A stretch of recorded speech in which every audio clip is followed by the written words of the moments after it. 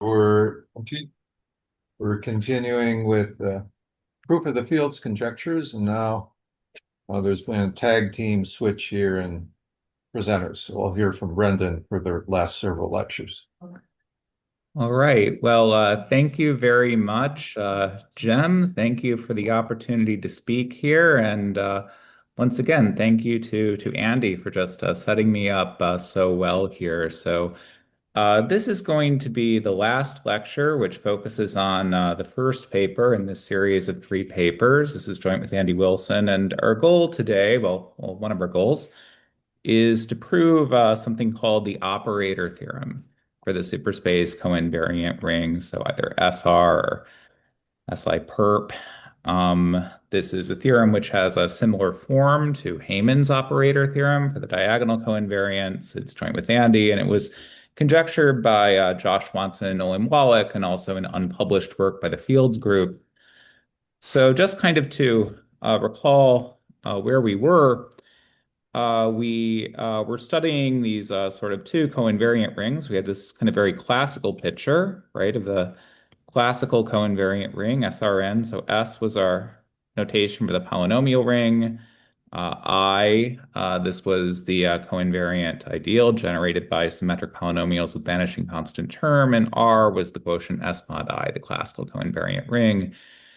And then we had this newer object, omega, which is a tensor product of a Rankine polynomial ring with a Rankine exterior algebra. It has a diagonal action of S or N, and we have this ideal SI generated by S in invariance with vanishing constant term, and SR, which is the quotient of omega by SI. And we were seeing that really the combinatorics of SR, this superspace coinvariant ring, is really governed by these lazy staircases.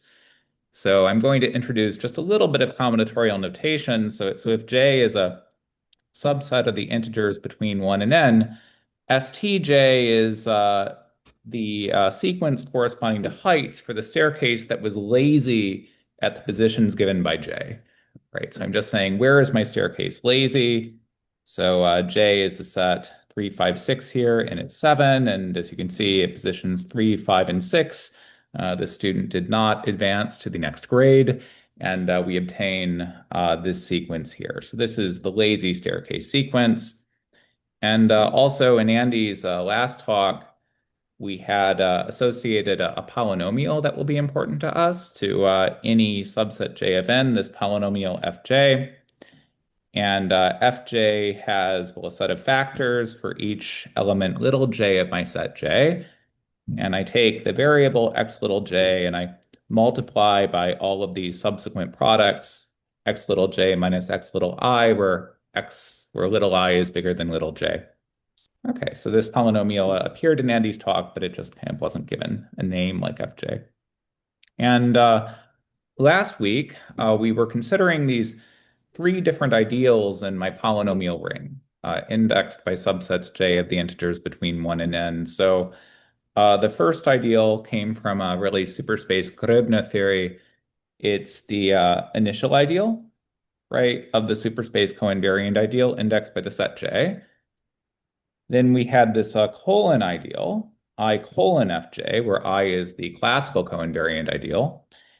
And then we had this ideal that's generated by, well, a regular sequence, right? We have low degree elementary symmetric polynomials, and we also have these sorts of, well, products indexed by elements of J.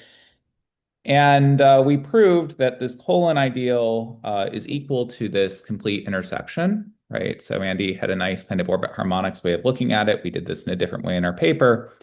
And we also showed that, well, either of these two ideals are contained inside this initial ideal. And what we're going to do today is prove the reverse containment.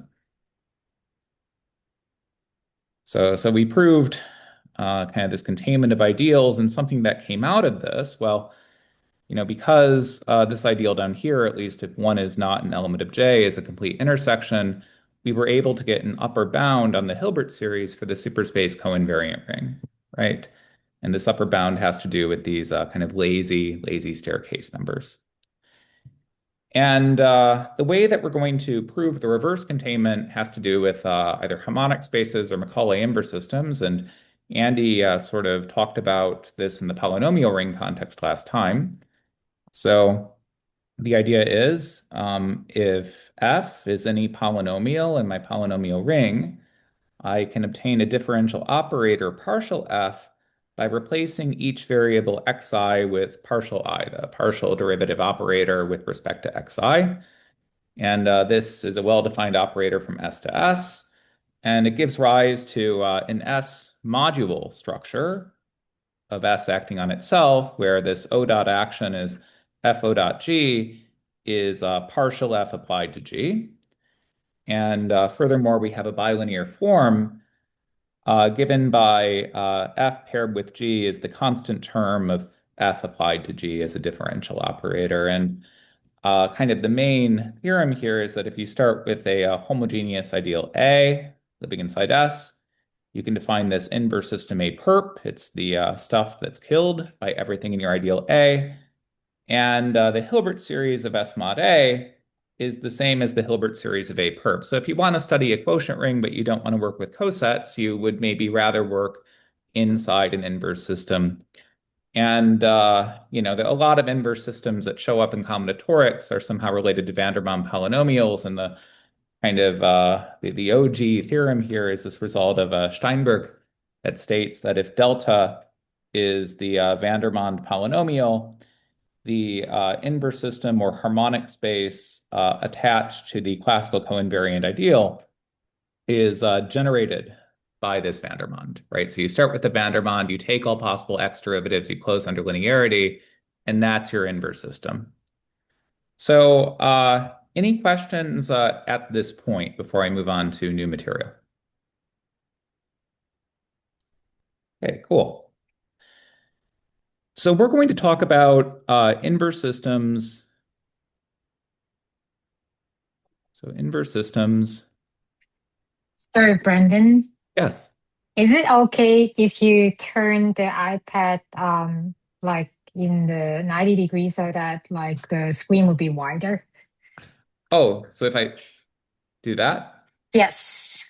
Oh, Thank you. great. And I can do this too. Oh, that's really Yes. cool. That's awesome. Thank you. Somehow never learned that trick. Anna's a master of technology.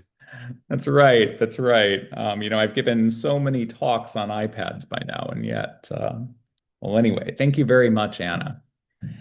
Um, okay, so we have this result of Steinberg, but now we'll try to, okay, so we can advance our slides. Oh, this is so cool. So we'll talk about inverse systems inside the superspace ring omega. So to talk about inverse systems in omega, we're going to think about our usual x derivative operators from omega to omega. So this, still is just partial xi with now the proviso that the theta variables are treated as constants. But I also have to talk about fermionic partial differentiation, right? So if I is between 1 and n, we have a theta derivative operator from omega to omega 2. And I'm going to sort of define these theta derivative operators by example. So the theta derivative operators kind of fittingly are going to treat x variables as constants, and they're going to act on fermionic monomials, which are always square free. And, if I have a fermionic monomial like this, and if I apply, for example, the first theta derivative operator, right, it's going to look for a theta 1, and it's going to remove it, basically. So, you have to remove this guy, and we have theta 3, theta 4. If I apply the second fermionic derivative to theta 1, theta 3, theta 4, well, there is no theta 2, so I get 0. And the thing that's a little bit different is if I apply the third theta derivative operator, well, because the x3 was in the second position, it's going to cost me a minus sign. And if I apply the fourth theta derivative, it's a parity thing. So I get a plus sign this time. And if I had a degree 4 theta monomial, well, I would, then have a minus sign when I try to erase the fourth theta component. So we have these operators. Here's how they act on monomials and the theta variables, and they fix the x variables. Okay. And these operators, these x derivatives and theta derivatives, they satisfy some relations. So partial I, partial j equals partial j, partial I. So mixed partials and the x variables still commute, that didn't change. Also, partial I, partial theta j equals partial theta j, partial I. So any x derivative commutes with any theta derivative. And finally, partial theta I, partial theta j is negative partial theta j, partial theta I. So this is a little bit different. The contraction or fermionic differentiation operators anti-commute, and this is for I and j running between 1 and n. And the observation is that these are exactly the defining relations of superspace, right? So therefore, given a superspace element F, which I can write expanded in its full glory of f of x1 up through xn, and then theta 1 up through theta n.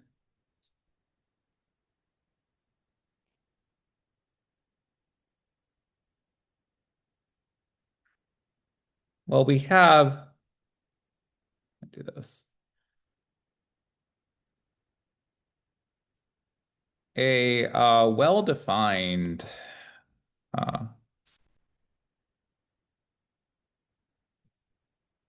operator,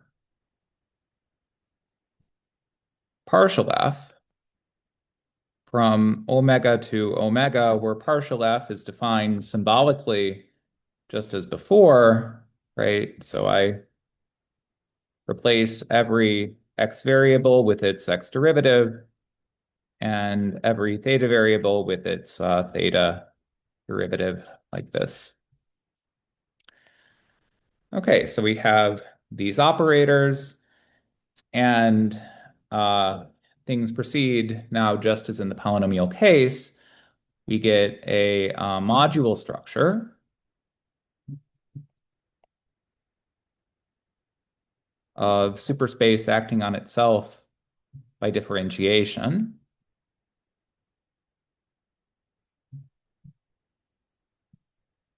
So if I have a superspace element F and I apply it to a superspace element G, this is by definition partial F applied to G.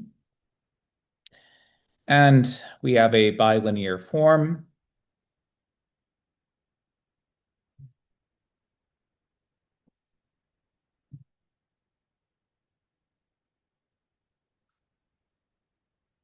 So omega cross omega to C, where F paired with G is going to be the constant term of F applied as a differential operator to G. So same definitions as before, but now we have thetas. And also as before, if we think about this kind of bigraded direct sum decomposition of superspace into its fermionic and bosonic components like that, this is orthogonal with respect to this pairing. So the different direct sum pieces pair to 0. And furthermore,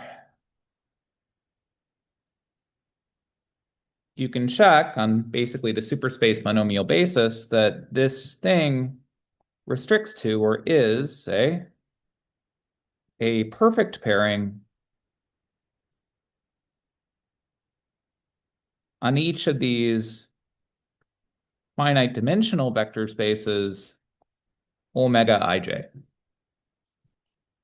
And the same linear algebra that applied in the polynomial case implies that if A living inside omega is now a bi-graded or bi-homogeneous ideal living in superspace, then the Hilbert series of the superspace quotient, where now I have my commuting and exterior grading trackers Q and Z, coincides with the Hilbert series of the perp, a perp Q Z, where a perp, the inverse system,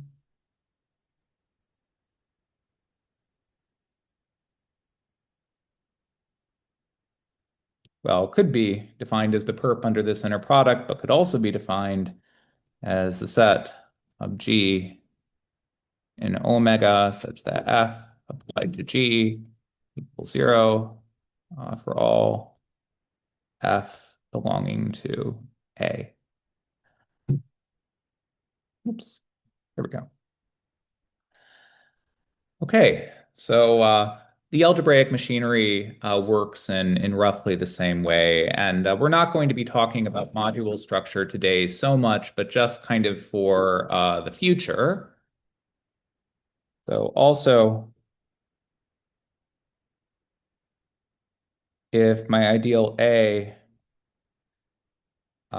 is SN stable, so is a perp, and omega mod A is isomorphic to a perp as bi-graded SN modules. So really, we can think about, if you just care about bi-graded modules, the inverse system and the quotient ring as being essentially interchangeable objects. So we're going to be adopting this viewpoint. So maybe this is a good point to pause. Are there questions so far? Okay, so now sort of the driving question of today, the driving question behind the operator theorem is, well, what does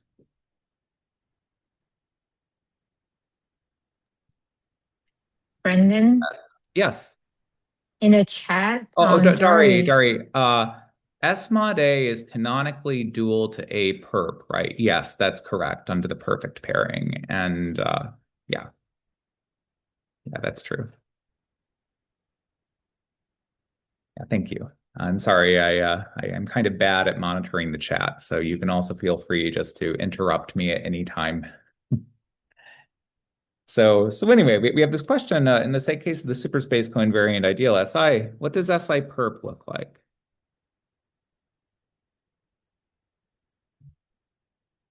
And the answer to this question is the operator theorem, but I'm going to sort of have a goal here that's going to ultimately prove the operator theorem. So suppose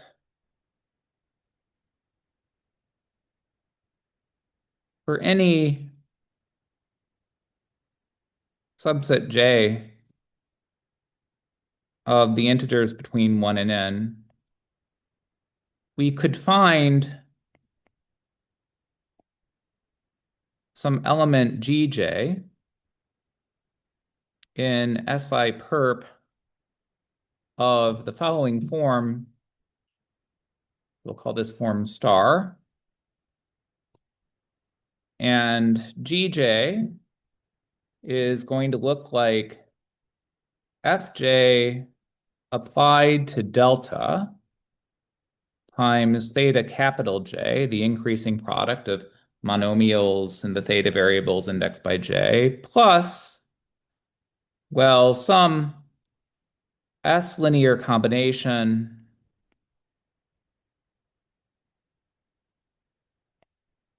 of theta k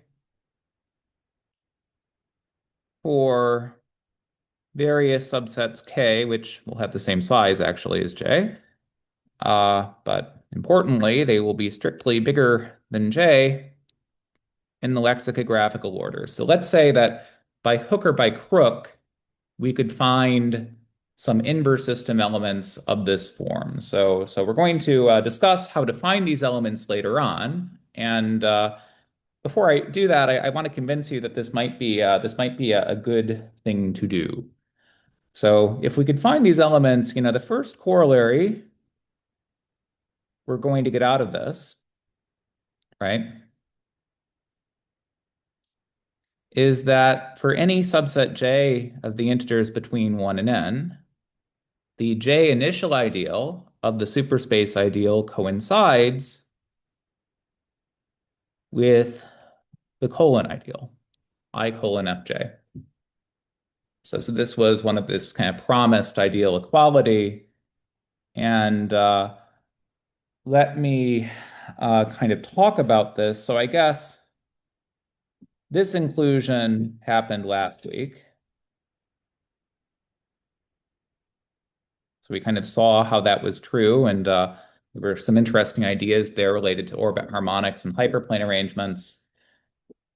And now we can talk about the other inclusion as well. So I'm going to let Hj be a polynomial in the initial ideal with respect to J of Si. Well, then there exists, by the definition of an initial ideal, some element in the superspace coinvariant ideal H of the form H equal Hj theta j plus an S linear combination of, say, theta, I don't know, L, or L less than J in the Lex order. So we have this kind of triangularity, which looks a lot like the triangularity in star up there. Well, then let's think about this. So if I take H and I apply it as an operator to Gj, well, Gj is supposed to be an SI perp, and H is an SI, so we know on the one hand that this is 0, but on the other hand, we have these two triangularities, right, with respect to lexicographical order. So what this is also, well, up to a sign really kind of coming from fermionic differentiation, this is going to be Hj applied as an operator to Fj applied to the Vandermonde, which is the same up to the same sign as Hj, oopsies, times Fj applied to the Vandermonde, delta. And this implies that, well, Hj times Fj is in the coinvariant ideal by Steinberg's theorem. And another way of saying that is that, well, Hj lies in I colon Fj, right? So really kind of applying Steinberg's theorem there. So this is kind of corollary 1. Now, corollary 2 is that the Hilbert series by graded of the superspace coinvariant ring is what it's supposed to be. It's the sum over all subsets J of the integers between 1 and n, z to the size of J, and then this product of staircase Q numbers.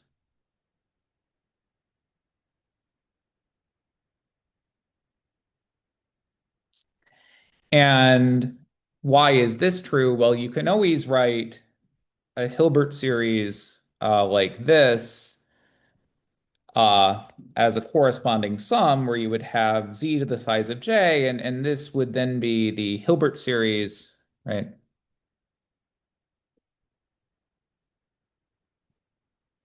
Of the commutative quotient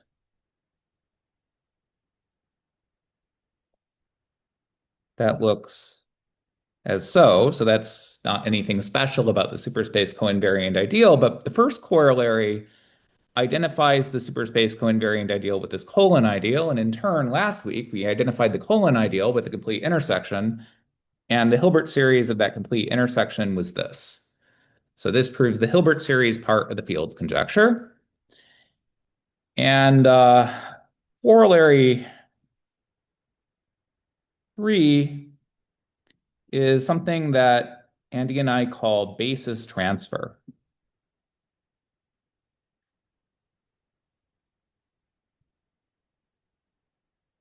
So suppose for all subsets J of the integers between 1 and n, we have a set, call it Bj, of polynomials in S. So for every subset J of the integers between 1 and n, I have a set of polynomials and commuting variables, and I can boost this to a subset of superspace by saying capital B without a J is the disjoint union over all J of Bj times theta J. All right. So basis transfer says if Bj descends to a basis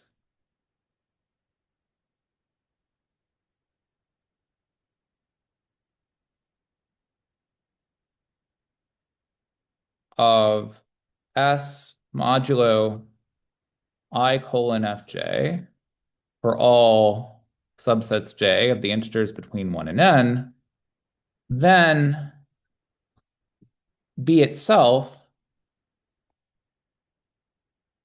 descends to a basis of the superspace coinvariant ring.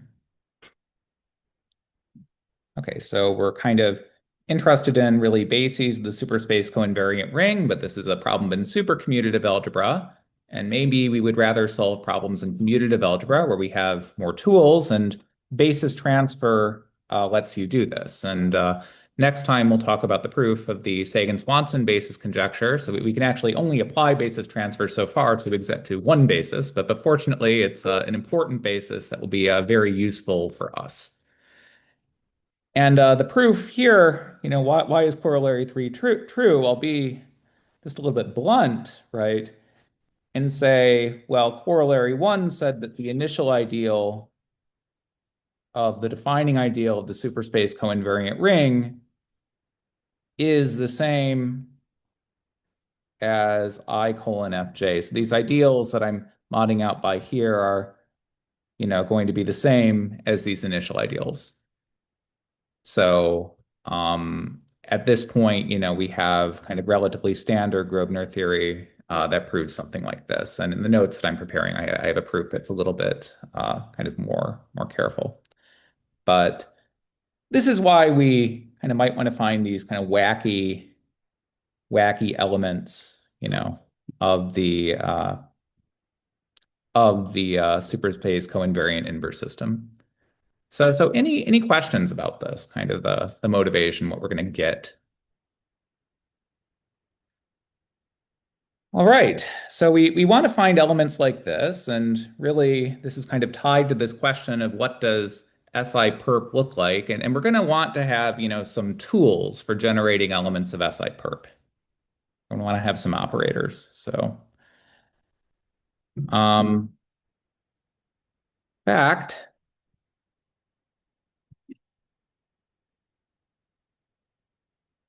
so SI perp contains the Vandermonde delta in the x variables alone.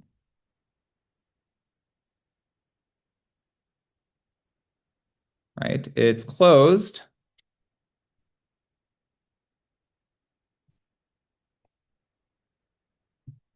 under linearity, which I won't say, but also x partial derivatives and theta partial derivatives too, but we won't use those. And is closed under some other operators, dj, from omega to omega, which have the following formula. So dj applied to f is a sum as I goes from 1 to n of partial jf partial xij times theta I. And this is true for j bigger than or equal to 1. So these operators are called higher Euler operators. So if j was 1, this would be the standard Euler operator d. And if I replace these theta i's with yi's, these are exactly the operators that appear in Haymann's operator theorem, right? So this fact you can see a proof of it in the work of Swanson-Wallach, and it was also kind of observed by the Fields group. So these are kind of our basic tools. And if we want to understand how to use these tools, we might want to understand, well, how do these D operators, how do they compose? What happens if you string together a bunch of D operators and apply it to a polynomial? And I'll just kind of do this in a little example. So I'm going to maybe I'll say F be a polynomial in S.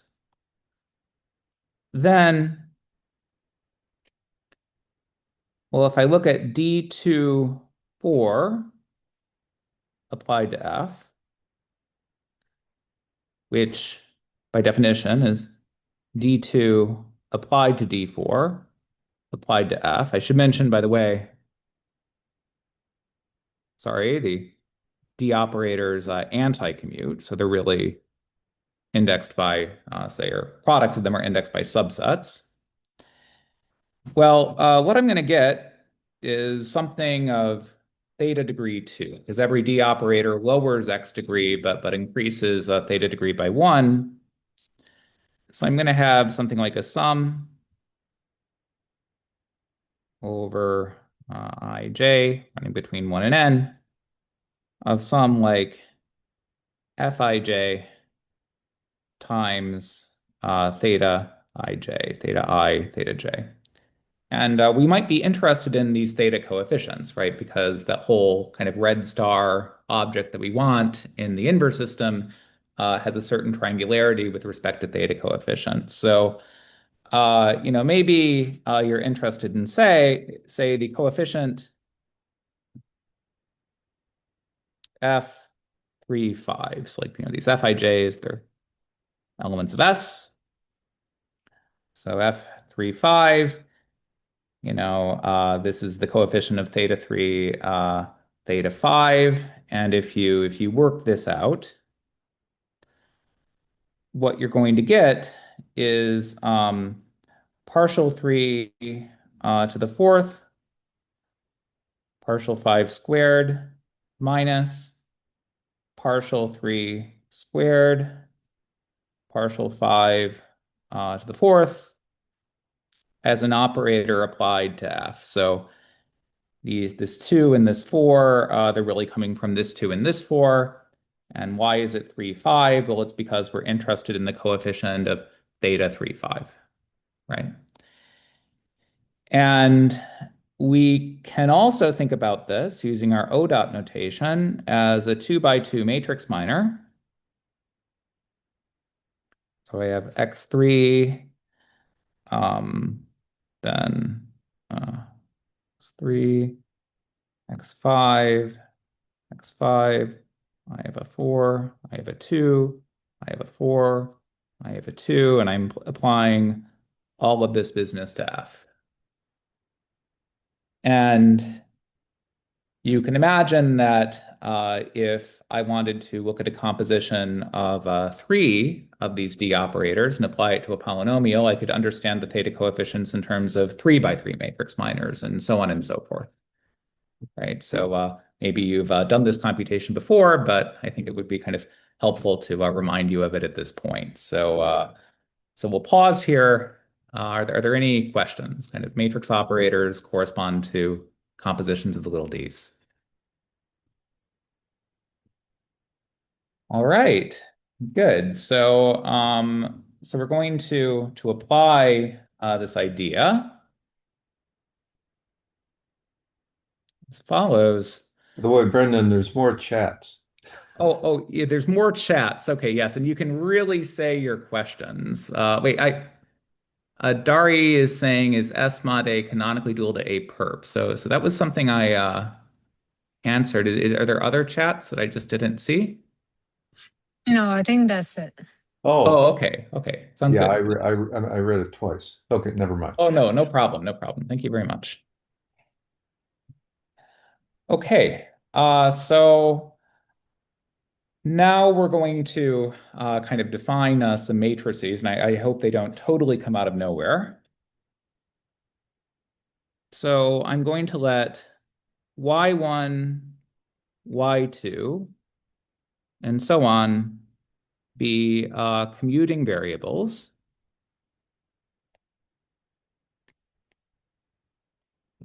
So they're commuting variables. They also commute with any x variables.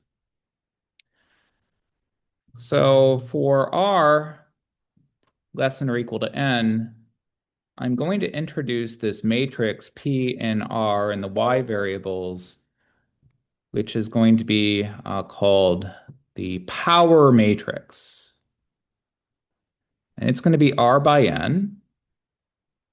And I'm going to do this kind of by example. So P 5, 3 in the y variables is going to look like, so it's a 3 by 5. I have y1 to the 5th, y1 to the 4th, y1 cubed, y1 squared, y1 for the first row, y2 to the 5th, y2 to the 4th, y2 cubed, y2 squared, y2 for the second row, y3 to the 5th, y3 to the 4th, y3 squared, cubed, sorry, y3 squared, y3 for the third row. And you can kind of imagine what this looks like in general. And you should think about the power matrix as like if I take maximal minors of this thing and if I substitute the y variables for x variables, this corresponds to looking at theta coefficients in applications of D operators to polynomials. So that's kind of why it exists. And hopefully that example from before motivates this.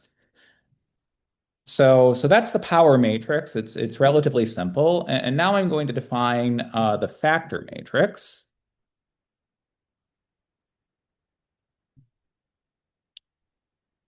So, and it's going to depend on both x variables and y variables.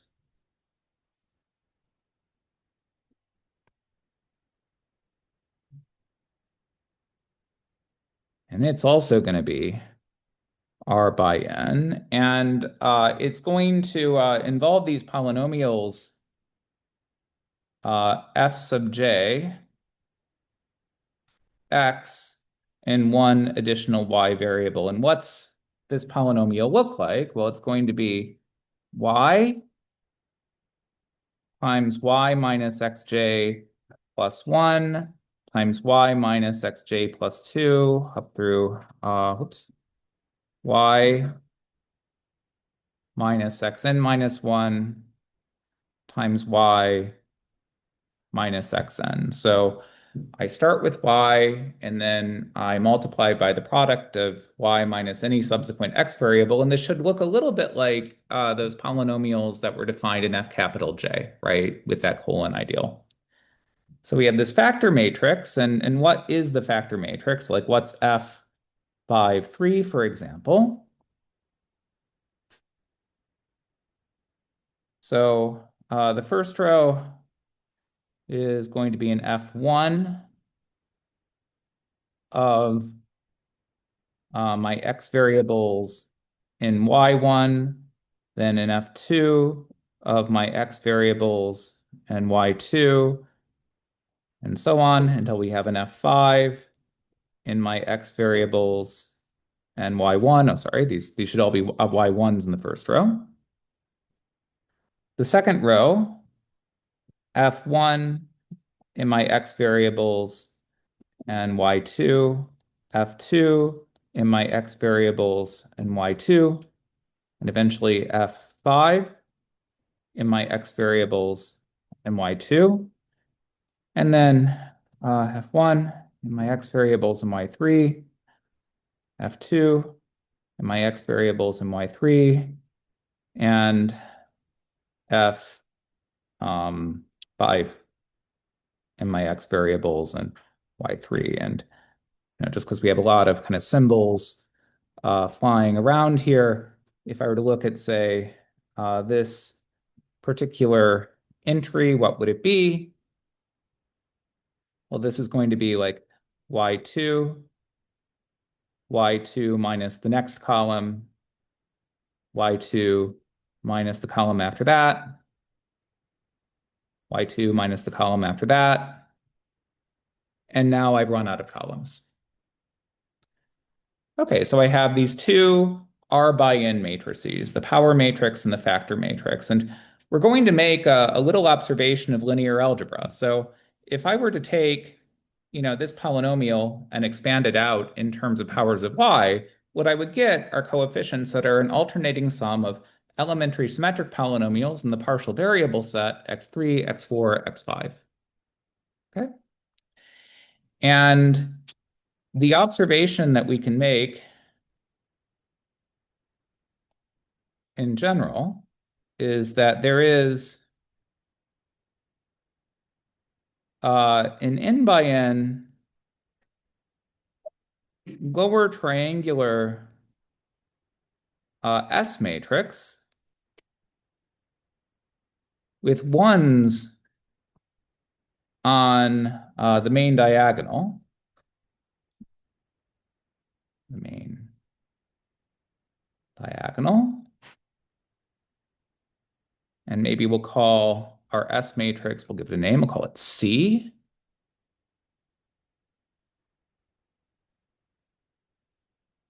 With the property that if I take my power matrix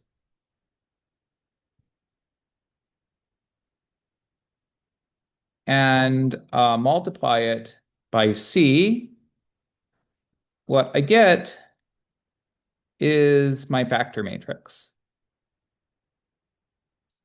And if you really wanted to look at the entries of C, really what you would see are signed versions of elementary symmetric polynomials in terminal variable sets. So you could work out what C is relatively easily. But, one thing that comes out of this observation is that the determinant of C is going to be 1. It's unitriangular. And C inverse exists over S. When you're inverting matrices over rings, you have to be a little careful. The determinant has to be a unit, but the determinant is a unit here. And you could work out what C inverse is too. We did this in our paper. You get sort of things that look like partial H's now. But somehow this observation makes things a little bit more clean. And when we talk about module structure, there'll be like a parabolic enhancement of this observation. And in a sense, observing this observation was the last step, really, that we needed to prove the field's conjecture in full. It was the observation that we can invert matrices. So a little bit humbling. And in a sense, we realized that what we were trying to do in the last step of proving the field's conjecture was guessing elements in the inverse of a matrix, and that's just hard to do. So I felt kind of better about why I was having a hard time before. Okay, so we have this matrix there. Now I have to kind of get back to subsets. So if J is a subset of the integers between 1 and n, and say the size of J is equal to R, I am going to define a matrix EJ, which is now going to be n minus R by n, and this will be a pretty simple matrix. So say if n is 5, as always, and J will be the set 2, 3, 5. So I'm going to have 1, 2, 3, 4, 5, the columns, and I'm going to cross out the columns indexed by J, and I'm going to fill in ones in the remaining columns. So I have a matrix in echelon form. It's a 0, 1 echelon matrix like that. Okay? So I have this matrix EJ, and we're going to let HJ be EJ times C inverse. So you can work out what HJ actually is. Like H is called H because we have little h polynomials in HJ, but in some sense it's not going to matter so much. Okay, so we have these four matrices: the power matrix, the factor matrix, five matrices really. This matrix C and this matrix C relates these matrices HJ and EJ. All right, so now I'm going to throw some kind of crazy definition at you, and I'm looking for my notes to make sure I get the definition correct. Factor matrix, power matrix.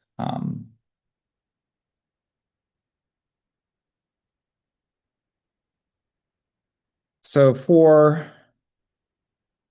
any subset J of the integers between 1 and n, with the size of J equaling R, I'm going to define, this would be a math frac, but a fancy operator, DJ, fancy DJ, from omega to omega by the following formula. So DJ applied to F is a sum, and I'll explain the notation afterwards, of subsets over subsets, U of complementary size. I'm going to have -1 to the sum of U. I'm going to have delta U HJ, and this will be applied as a differential operator to du star F, where sum of U, this is just the sum over U and big U of U. Delta U of HJ is the maximal minor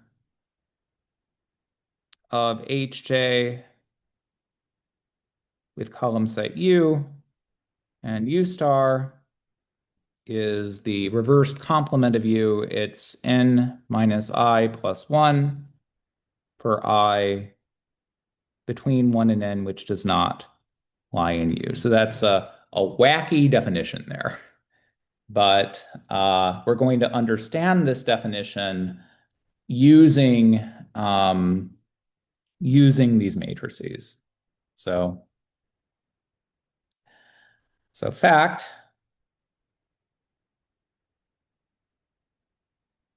if f lies in S, so it's a polynomial, then for a subset J between 1 and n with size R, and given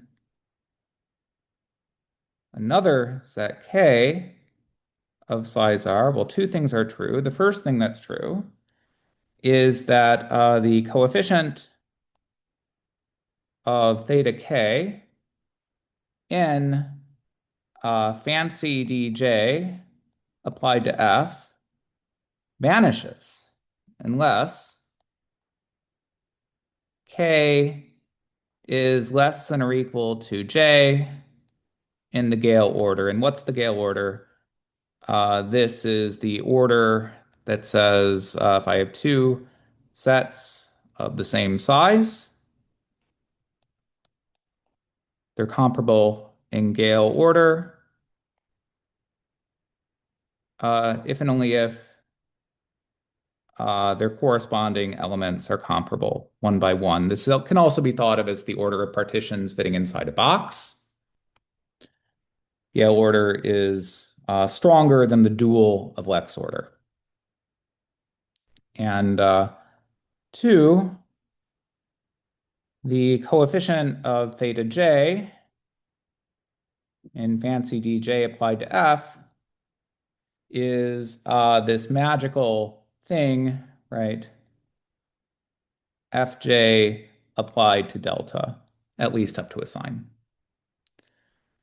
So if I were to take dj and if I applied it to the Vandermonde, right, I know for sure because how did I build dj? It's built out of, well, these sort of linear operations. I have some signs, I'm applying some x derivatives, I'm applying some d operators. If I apply dj to the Vandermonde, I lie in uh, the superspace inverse system for sure, right?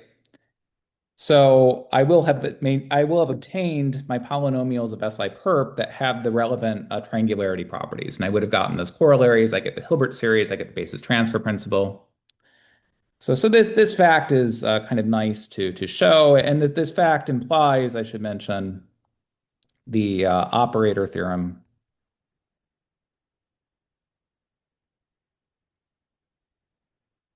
right? Which was conjectured by Swanson and Wallach, which states that SI perp is the smallest linear subspace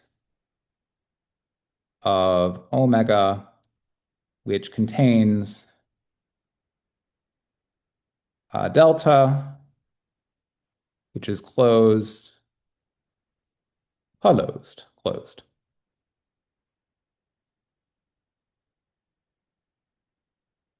under x derivatives, and finally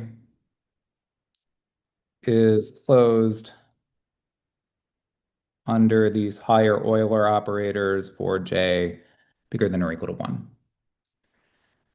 Okay, so how do we prove this fact? It's really just a little bit of linear algebra. So, why is this true? I'll just kind of give a sketch. Well, the coefficient of theta k in fancy dj applied to F, I'm going to claim is at least up to sign, so I'll write dot equal for that. The same thing as some wacky determinant of my P NR, what did I call it? NR or RN? Yeah, NR.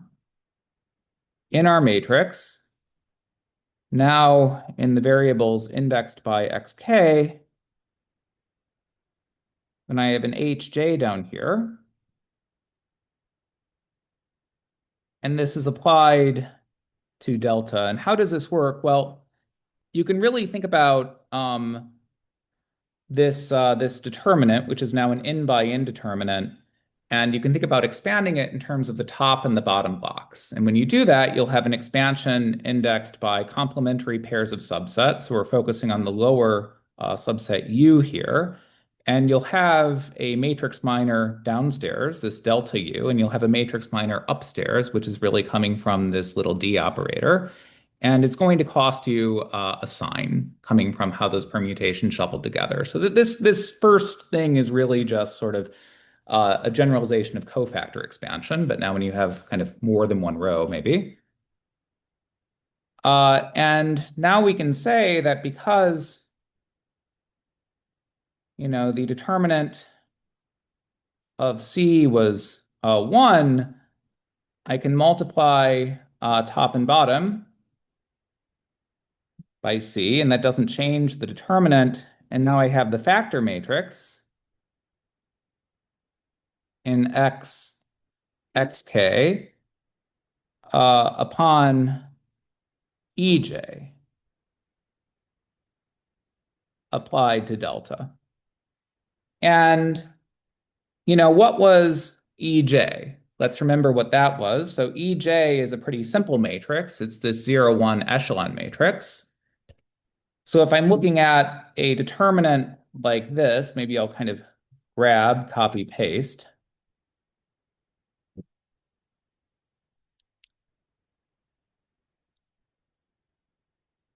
This determinant can be expanded. So reduces to the determinant of sort of a reduced thing in R xk, where this is the R by R submatrix, the factor matrix, in columns indexed by J, because EJ had the complementary columns. And this, again, technically is up to sign, which is irrelevant. And, maybe let's kind of go back to our example of, what was it, J equaling 2, 3, 5.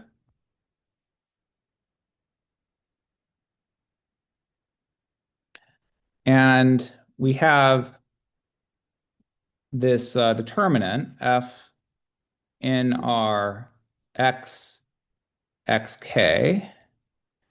And if k is, well, k1 less than k2 less than k3, I'm going to see like an f2 in my x variables xk1. I'll see an f3 in my x variables xk1. I'll see an f5 in my x variables xk1.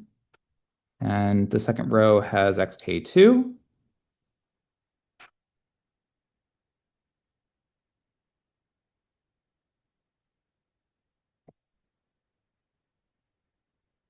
And the third row has xk3.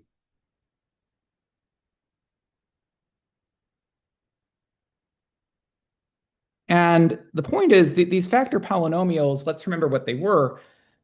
They were defined by looking at y times y minus all subsequent x variables. So they're really, they die very easily. That's the main thing. Like this determinant is going to vanish.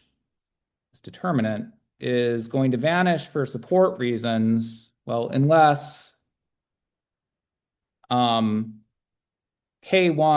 is less than or equal to 2, K2 is less than or equal to 3, and K3 is less than or equal to 5. Because otherwise, let's say that K2 is bigger than 2, well then everything in this kind of southwest block vanishes, and therefore my 3 by 3 determinant vanishes for support reasons, right? So that proves the Gale triangularity statement. And also, if K equals J, my determinant, which maybe I'll call asterisk, is going to be F2 x x2 F3, X, X3, F5, X, X5. It's a triangular determinant. And this is the same thing as F2, 3, 5. Okay. Why can't I write F2, 3, 5?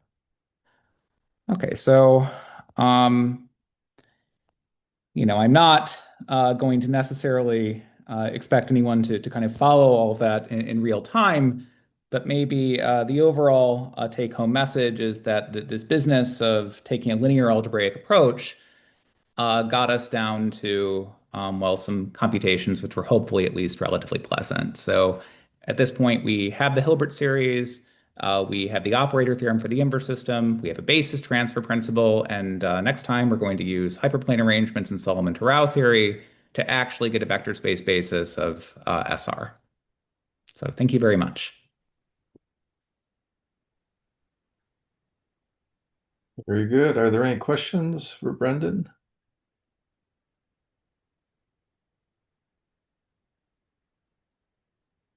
Okay, well, I I guess, know it's a lot of matrices, I know, but yeah, but I Yeah. couldn't quite follow it in real time like you were suggesting, but looking forward to looking at the notes and absorbing it for Thursday, where we'll hear or see the real basis, the actual basis, the Swanson-Sagan basis, right? for Yeah. sure. All right. Okay, well, I will see you all on Thursday then. All right. So long. Bye. Okay, bye-bye. Thank you so much. Of course.